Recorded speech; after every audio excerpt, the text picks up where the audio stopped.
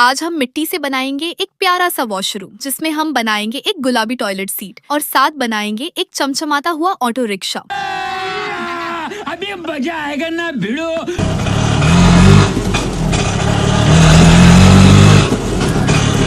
अपने इस छोटे से प्यारे से वॉशरूम में हम एक गुलाबी टॉयलेट तो बनाएंगे ही, लेकिन साथ ही हम मिट्टी से एक छोटी सी टोंटी भी बना देंगे ताकि लौटा भरने के लिए बाहर गांव के कुएं पे न जाना पड़े।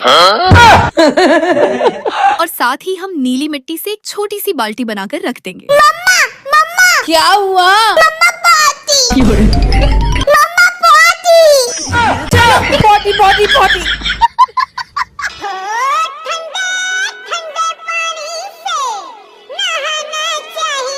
मेरा मम्मी, ये बाल्टी का पानी तो बिल्कुल बर्फ हुआ पड़ा है। अगर ये मेरे नरम नरम शरीर पर पड़ेगा तो फुलोले पड़ जाएंगे रे मम्मी। फिर हम मिट्टी से एक रंग बिरंगी चारपाई बनाएंगे और लाल मिट्टी से एक झूला बनाकर गुड़िया रानी को उस पर बैठा देंगे।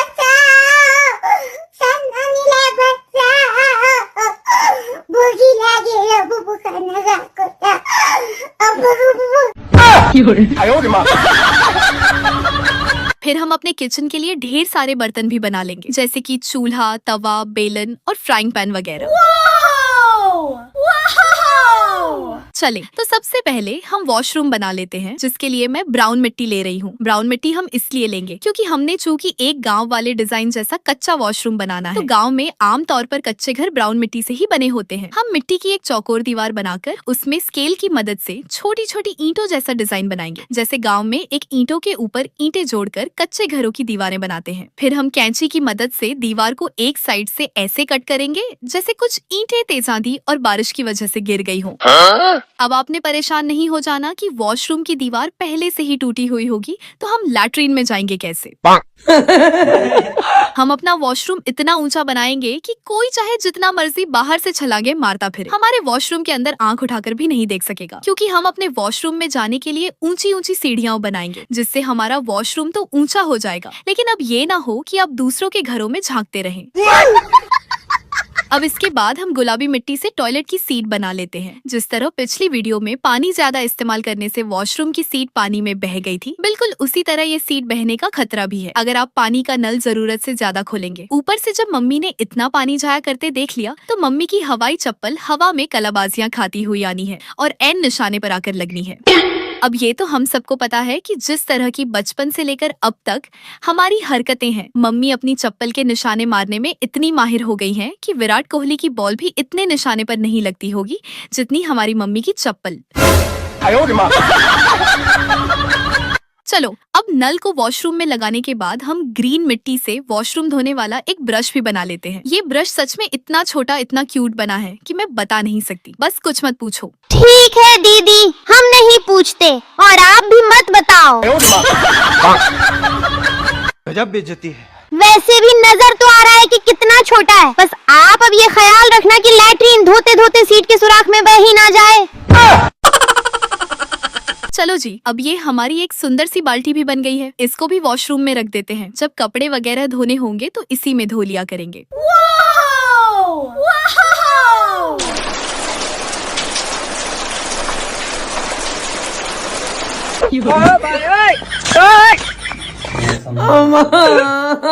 देखा अपनी लापरवाही का नतीजा? मैं यही बता रही थी कि नल ज्यादा नहीं खोलना। खैर कोई बात नहीं, हम अपने वॉशरूम को खुद ही ठीक कर लेंगे, क्योंकि अक्लमंद होने के साथ साथ हम एक बहुत अच्छे और माहिर मिस्त्री भी हैं। अरे रहने दो दीदी, मिस्त्री को बदनाम ना ही करो तो अच्छा है। ये कौन सी माहिरियत है कि ऐसा वॉशरूम बना डाला कि बंदा अपना काम कर रहा हो और नीचे से वॉशरूम की सीट ही बह जाए। ओके पिंकी, तुम इतनी टेंशन लेकर अपना खून मत जलाओ और अपने छोटे से दिमाग को मत थकाओ। देखो मैंने तुम्हारे लिए संतरे का पेड़ बनाया है, खट्टे मीठे संतरे खाओ और जो तुम्हारी एक आध दिन की जिंदगी बची है उसको एंजॉय करो।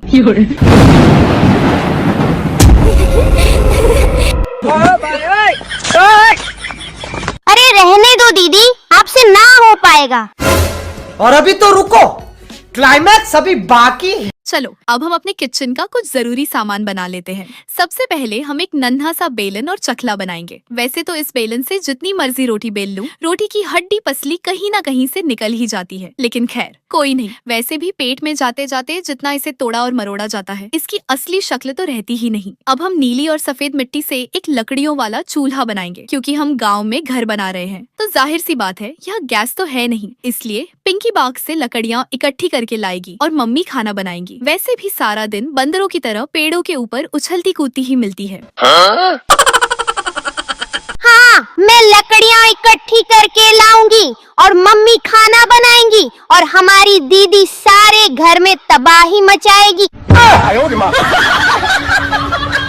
लगता है पिंकी को बंदरों वाली बात पसंद नहीं आई। चलो पिंकी, अपना मूड ठीक करो और मैं तुमसे अब एक पहेली पूछती हूँ। इसका जवाब अगर आज तुमने सही दे दिया तो दुनिया की जो चीज मांगोगी तुम्हें ले दूंगी। ठीक है दीदी, बस अब आप अपनी बात पे पक्की रहना, क्योंकि दुनिया में कोई ऐसी पहेली बनी ही नहीं जिसका जवाब मुझे ना आता हो।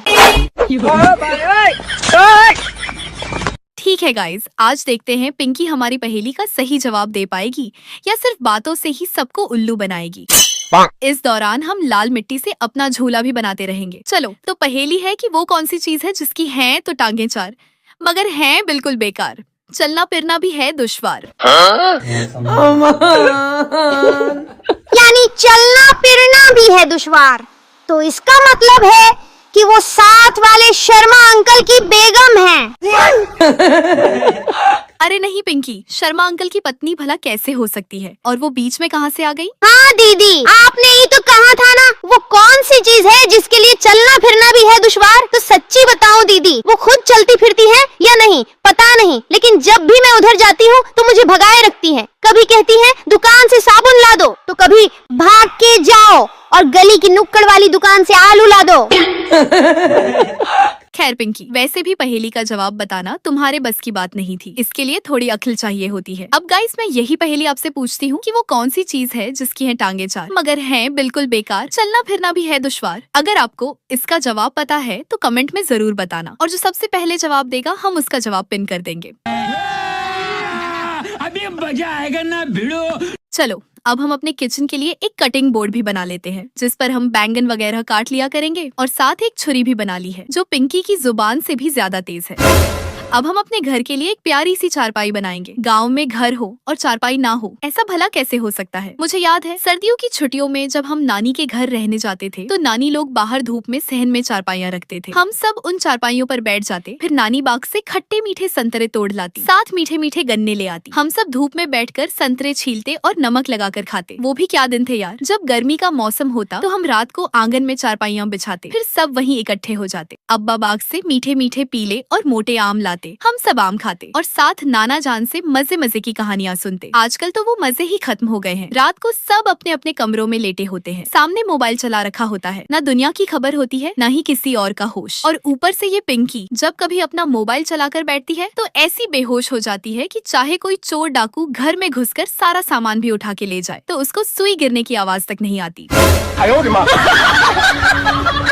चले अब हम एक प्यारा सा रिक्शा बना लेते हैं, जिसे हम हरी और पीली मिट्टी से बनाएंगे। सबसे पहले हम रिक्शे का नीचे वाला हिस्सा बनाएंगे, फिर ऊपर की बॉडी तैयार करके अंदर सीट्स वगैरह सेट कर देंगे। वैसे आपस की बात है, मुझे तो रिक्शे की सवारी बहुत पसंद है। जब मेरी बहन हमारे घर रहने आती है तो हम दोनों जरूर रिक्शे में बैठकर कहीं न कहीं घूमने निकल जाते हैं, और वापसी पर गर्मा गर्म समोसे या कभी कभी चने की चाट भी ले आते हैं। वाह क्या मजा आता है। बस एक बात का ख्याल रखना, सर्दियों में जब बहुत ज्यादा धुंध हो तब रिक्शे पर बिल्कुल मत बैठना, क्योंकि जब कुछ नजर नहीं आता तो रिक्शे वाले अंकल को बस किसी गाड़ी की लाइट दूर से चमकती दिखती है। अब अंकल सोचते हैं चलो इसी गाड़ी के पीछे पीछे चलते हैं। तो पता है क्या होता है, जिस गाड़ी की लाइट जलती हुई नजर आ रही होती है, रिक्शे वाले अंकल ने अपना रिक्शा उसी गाड़ी के पीछे लगा देना है। अब यह न हो कि जैसे ही अगली गाड़ी ब्रेक लगाए तो पहले तो ये होगा कि आपका रिक्शा ठां करके आगे वाली गाड़ी में बजना है। फिर जैसे ही रिक्शे वाला अंकल बाहर गुस्से से निकल के पूछेगा, ओ भाई साहब अपनी गाड़ी आगे क्यों नहीं लेकर जा रहे, जल्दी करो मैंने और सवारियां भी उठानी है। तो गाड़ी वाले साहब ने कहना है, ओ भाई साहब मैंने तो अपनी गाड़ी अपने घर के गैरेज में खड़ी की है, तुम पीछे से मेरे घर कहाँ घुसे आ रहे हो।